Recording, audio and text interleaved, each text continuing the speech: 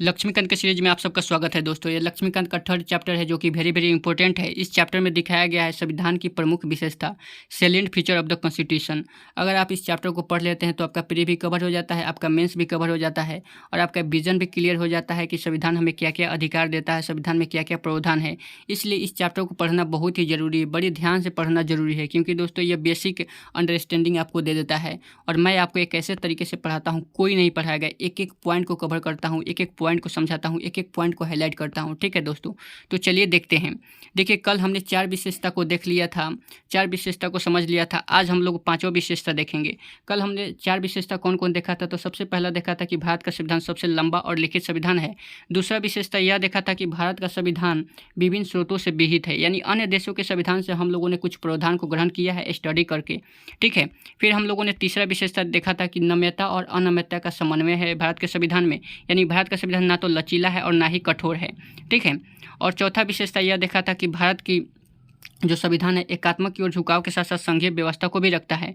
एकात्मक का मतलब होता है जैसे कि एकल नागरिकता, एकल संविधान, एकीकृत न्यायपालिका, ये सब एकात्मक का गुण है। वहीं अगर बात करें संघीय विशेषता की, तो दो सरकार, जहाँ दो सरकार होती है उसे हम संघीय विशेषता कहते हैं, जहाँ शक्तियों का विभाजन होता है, लिखित संविधान होता है। कल हमने विस्तार से समझा है, अगर नहीं देखा है तो जाकर देखिए उस वीडियो को, आपको समझ में आ जाएगा। ठीक है, इस चैप्टर में हम लोग देखेंगे 5वां विशेषता की संविधान का 5वां विशेषता क्या है। तो दोस्तों 5वां विशेषता यही है कि भारत का संविधान कैसा सिस्टम को अपनाता है, तो पार्लियामेंट्री सिस्टम को अपनाता है, सरकार का संसदीय रूप को अपनाता है। संसदीय रूप क्या होता है, संसदीय व्यवस्था क्या होता है? दोस्तों भारत के संविधान ने अमेरिका के अध्यक्षीय प्रणाली की बजाय, यानी अमेरिका के अध्यक्षीय प्रणाली को छोड़ दिया है और ब्रिटेन के संसदीय तंत्र को अपनाया है। ठीक है, तो यहाँ से पॉइंट निकल के आता है कि अध्यक्षीय प्रणाली हम नहीं अपनाए हैं, हम लोगों ने संसदीय तंत्र को अपनाया है। संसदीय व्यवस्था क्या होता है दोस्तों? तो संसदीय व्यवस्था में विधायिका और कार्यपालिका के मध्य समन्वय और सहयोग का सिद्धांत आधारित होता है। विधायिका क्या होता है? विधायिका वो होता है जो कानून बनाता है, कार्यपालिका वो होता है जो कानून को लागू करता है। इन दोनों के बीच अगर समन्वय हो, सहयोग की बात हो, तो वह हो जाता है संसदीय व्यवस्था। ठीक है, लेकिन अध्यक्षीय प्रणाली क्या होता है जो अमेरिका का है? इसमें शक्तियों का विभाजन होता है। क्या होता है? शक्तियों का विभाजन होता है, जबकि संसदीय व्यवस्था में दोनों के बीच सहयोग का सिद्धांत होता है। सिंपल सी बात है, समझ गए ना? अगर आप समझ गए तो आगे बढ़िए। देखिए, अगर बात करें संसदीय प्रणाली को, तो संसदीय प्रणाली को और भी नाम से जाना जाता है, जैसे वेस्टमिंस्टर नाम से जाना जाता है, उत्तरदायी सरकार के नाम से जाना जाता है, मंत्रिमंडलीय सरकार के नाम से भी जाना जाता है। ठीक है, ये 3 नाम भी याद रखिएगा। अगर संसदीय प्रणाली की जगह दूसरा नाम दे दे, वेस्टमिंस्टर दे दे, मंत्रिमंडलीय सरकार दे दे, तो आप क्या कीजिएगा? आपको याद रहेगा तभी ना बनाइएगा। ठीक है, फिर इस तरह अगर हम बात करें तो कहता है कि संविधान केवल केंद्र में ही नहीं बल्कि राज्य में भी संसदीय प्रणाली को अपनाता है। केवल केंद्र में ही संसदीय प्रणाली नहीं है, राज्य में भी संसदीय प्रणाली को अपनाया जाता है। फिर यहाँ पर दिया हुआ है भारत में संसदीय प्रणाली की विशेषता। क्या विशेषता है संसदीय प्रणाली की, कोई आपसे पूछे तो देखिए यहाँ पर 6 पॉइंट दिया हुआ है। अगर आप इस 6 पॉइंट को रट लेते हैं तो आपका संसदीय प्रणाली वाला विशेषता खत्म हो जाता है। सबसे पहला विशेषता यह है कि वास्तविक और नाम मात्र की कार्यपालिका की उपस्थिति होती है। वास्तविक का मतलब क्या होता है? प्रधानमंत्री के पास वास्तविक शक्ति होती है, और नाम मात्र की शक्ति किसके पास होती है? तो राष्ट्रपति के पास होती है। मैंने पहले ही आपको बताया कि कार्यपालिका कौन होता है। कार्यपालिका वो होता है जो कानून को लागू करता है। ठीक है, तो संसदीय व्यवस्था में वास्तविक और नाम मात्र की कार्यपालिका की उपस्थिति होती है।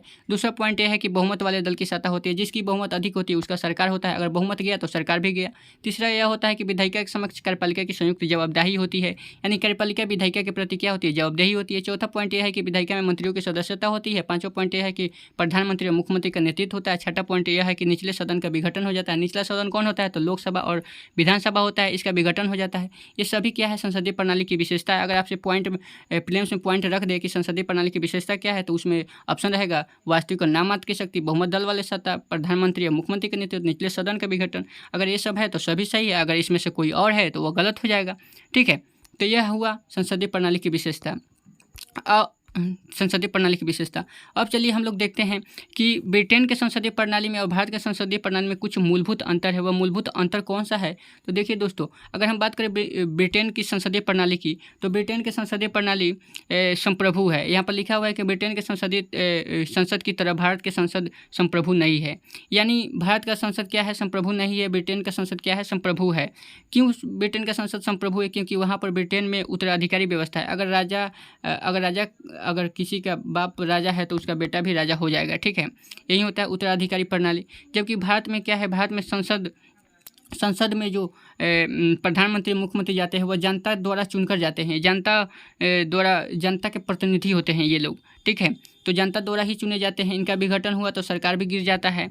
इसलिए संसद अपने मन से कुछ भी नहीं कर सकता है, इसलिए संसद संप्रभु नहीं है, ठीक है। तो हम लोगों ने समझ लिया कि ब्रिटेन में और भारत में क्या अंतर है। ब्रिटेन में संसद क्या है, संप्रभु है, और भारत में संसद संप्रभु नहीं है। लेकिन हमारा देश संप्रभु है, हम पर किसी का दबाव नहीं है। याद रखिएगा, सिर्फ संसद की बात हो रही है, ठीक है। फिर यहाँ पर लिखा हुआ है कि किसी भी संसदीय व्यवस्था में, चाहे वह भारत की हो अथवा ब्रिटेन के हो, प्रधानमंत्री का नेतृत्व, प्रधानमंत्री की भूमिका अत्यंत महत्वपूर्ण हो जाती है, ठीक है। इसलिए इसे राजनीतिक जानकारी प्रधानमंत्री सरकार के नाम भी देते हैं, ठीक है। फिर छठा पॉइंट यह है कि छठा विशेषता यह है कि संसदीय संप्रभुता और न्यायिक सर्वोच्चता में समन्वय। संविधान की छठा विशेषता क्या है कि संसदीय संप्रभुता और न्यायिक सर्वोच्चता में समन्वय है। हम लोगों ने संसदीय संप्रभुता का नियम कहाँ से लिया है, ब्रिटेन के संसद से लिया है, जबकि न्यायपालिका की सर्वोच्चता के सिद्धांत कहाँ से लिया है, अमेरिका के सर्वोच्च न्यायालय से लिया है। देखिए, जिस प्रकार भारत के संसदीय प्रणाली ब्रिटेन के संसदीय प्रणाली से भिन्न है, उसी प्रकार भारत में सर्वोच्च न्यायालय की न्यायिक समीक्षा, अमेरिका में सर्वोच्च न्यायालय की न्यायिक समीक्षा शक्ति से कम है। भारत में जो न्याय समीक्षा की शक्ति है, अमेरिका की न्यायिक समीक्षा की शक्ति से कम है। ऐसा किस लिए है दोस्तों? तो ऐसा इसलिए है क्योंकि अमेरिका में विधि के नियत प्रक्रिया का प्रावधान है, जबकि भारत में विधि द्वारा स्थापित प्रक्रिया है, अनुच्छेद 21। इन दोनों में क्या अंतर होता है? तो सबसे पहले हम देखेंगे विधि द्वारा स्थापित प्रक्रिया जो भारत का है, इसे बोलते हैं प्रोसीजर एस्टेब्लिश बाई लॉ। इसमें क्या होता है कि हर चीज़ विधि द्वारा होगा, यानी कानून द्वारा ही हर चीज़ किया जाएगा, कानून की प्रक्रिया से भी हर चीज़ किया जाएगा। यहाँ पर कहा जाता है कि किसी भी व्यक्ति के जीवन जीने के अधिकार और उसके अभिव्यक्ति की आज़ादी को हम क्या नहीं कर सकते, उसे छीन नहीं सकते हैं, उसके अधिकार से वंचित नहीं कर सकते। यह होता है विधि द्वारा स्थापित प्रक्रिया। जबकि विधि के नियत प्रक्रिया का मतलब होता है due process of law. Due process of law का मतलब होता है कि किसी व्यक्ति के जीवन के अधिकार और अभिव्यक्ति की स्वतंत्रता से, उसके अधिकार से वंचित करने के लिए क्या कोई ऐसा नियम है जो उचित हो, इसको कहा जाता है विधि द्वारा नियत प्रक्रिया। समझ गए? देखिए, ड्यू प्रोसेस ऑफ लॉ का मतलब होता है कि ऐसा कोई कानून है जो व्यक्ति के उसके जीवन के अधिकार, स्वतंत्रता से वंचित किया जा सकता है, इसको देखा जाता है। जबकि भारत के में जो विधि द्वारा स्थापित प्रक्रिया, उसमें कहा जाता है कि किसी भी व्यक्ति के जीवन का अधिकार, अभिव्यक्ति की स्वतंत्रता से हम वंचित नहीं कर सकते हैं। इन दोनों में यही अंतर है। इसलिए भारतीय संविधान निर्माता, जो भारत के संविधान निर्माता थे, जो संविधान बनाया, उन्होंने कहा कि ब्रिटेन के संसदीय संप्रभुता और अमेरिका के न्यायपालिका के बीच, दोनों के बीच संतुलन बनाना बहुत ही जरूरी है। इसलिए दोनों के संतुलन को प्राथमिकता दिया है, ठीक है। देखिए, यहाँ पर दोनों को अधिकार दिया गया है। कहा गया है कि सर्वोच्च न्यायालय को यह शक्ति है कि वह अपनी न्यायिक समीक्षा की शक्ति का प्रयोग करके संसदीय कानून को असंवैधानिक घोषित कर सकती है। जबकि वहीं दूसरी ओर संसद को भी संवैधानिक शक्ति है कि वह अपने संविधान के बड़े भाग को संशोधित भी कर सकती है। तो इन दोनों को शक्ति है। सर्वोच्च न्यायालय क्या कर सकता है, तो असंवैधानिक घोषित कर सकता है संसद के कानून को। वहीं संसद क्या कर सकता है, संवैधानिक शक्तियों का प्रयोग करके संविधान के बड़े भाग को संशोधित भी कर सकता है। ये सब विशेषता ही तो है। फिर सातवां विशेषता यह है दोस्तों कि एकीकृत और स्वतंत्र न्यायपालिका। ये भी तो संविधान की विशेषता है कि संविधान में जो न्यायपालिका है वह स्वतंत्र है और एकीकृत न्यायपालिका है, ठीक है। इसलिए यहाँ पर कहता है कि भारतीय संविधान एक ऐसी न्यायपालिका की स्थापना करता है जो अपने आप में एकीकृत होने के साथ साथ स्वतंत्र भी है। हम पर किसी का दबाव नहीं है, न्यायपालिका के ऊपर किसी का दबाव नहीं है, ठीक है। भारत की न्याय व्यवस्था में जो सर्वोच्च न्यायालय होता है सबसे ऊपर होता है। यहाँ पर सर्वोच्च न्यायालय होता है, फिर उसके नीचे क्या होता है, उसके नीचे उच्च न्यायालय होता है, हाई कोर्ट, फिर उसके नीचे क्या होता है, डिस्ट्रिक्ट न्यायालय यानी अधीश न्यायालय होता है, ठीक है। यहाँ से अगर कोई कानून फंसा तो हाई कोर्ट में चला जाएगा, हाई कोर्ट से कोई कानून फंसा तो उच्च न्यायालय में चला जाएगा, ठीक है। इसलिए यहाँ पर कहता है कि न्यायालय एकल तंत्र है। भारत में क्या है, न्यायालय क्या है, एकल तंत्र है। एक सुप्रीम कोर्ट से ऊपर कोई नहीं है, ठीक है। इसलिए केंद्रीय कानून के साथ साथ राज्य के कानून को भी लागू कर देता है। भारत में जो न्यायालय है केंद्रीय कानून के साथ साथ राज्य के कानून को भी लागू कर देता है। जबकि अमेरिका में क्या होता है कि संघीय कानून को संघीय न्यायपालिका ही लागू करती है और राज्य के कानून को राज्य न्यायपालिका ही लागू करती है। दोनों के लिए, संघ के लिए अलग होता है न्यायपालिका और राज्य के लिए अलग न्यायपालिका होता है। दोनों के लिए अलग अलग न्यायपालिका होता है, इसलिए दोनों में अंतर है, ठीक है। भारत में एकल ही न्याय तंत्र है, सिर्फ सुप्रीम कोर्ट, उससे ऊपर आप नहीं जा सकते हैं, ठीक है। यहाँ पर क्या कहता है कि सर्वोच्च न्यायालय संघीय अदालत है, यानी संघ का अदालत है, और यह सबसे ऊपर है, शीर्ष न्यायालय है। यह सर्वोच्च न्यायालय क्या करता है, तो सर्वोच्च न्यायालय मौलिक अधिकार की रक्षा की गारंटी देता है और संविधान का संरक्षण यानी संविधान की रक्षा करता है। ठीक है, जब संविधान की रक्षा करता है, मौलिक अधिकार की गारंटी देता है, तो इसकी भी तो स्वतंत्रता जरूरी है ना। यह स्वतंत्र रहेगा, इस पर किसी का दबाव नहीं रहेगा, तभी तो यह स्वतंत्र रूप से काम कर सकेगा।